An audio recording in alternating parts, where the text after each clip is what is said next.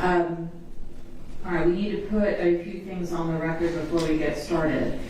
I understand there was a plea offer that was presented by the state. Mr. Coveney, will you put the details of that offer on the record, please? Yes, Your Honor. Count 1, rape, would be reduced to the charge of aggravated assault, and count 2, false imprisonment, would be offered for null pros. Defendant would plead guilty to counts 3 through 5 of the indictment and 3 counts of revenge porn. The total sentence would be 30 years, so the 20 years on aggravated assault would run consecutive, or the revenge porn charges would run consecutive to the 20 years on aggravated assault for a total of 30 years.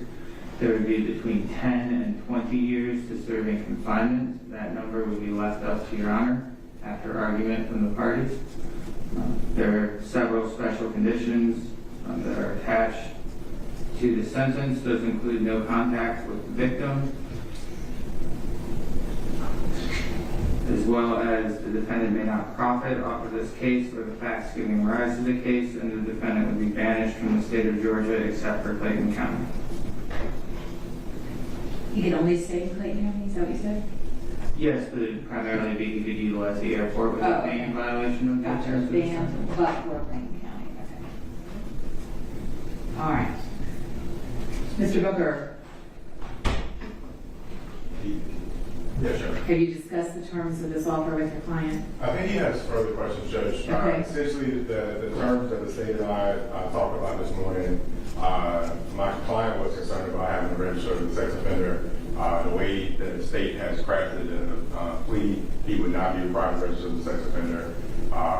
And so that was a large portion of what he was seeking. Again, there would be parolable offenses versus what we're facing now, which would be a mandatory minimum life or split sentence on rape. So, assuming that you're responsible.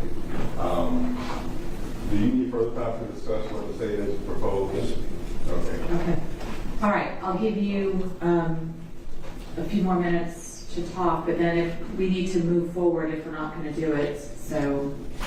And if the state could, just for my client's edification, if you just state on the record that he doesn't accept the plea when it's deemed as withdrawn, so you'll know.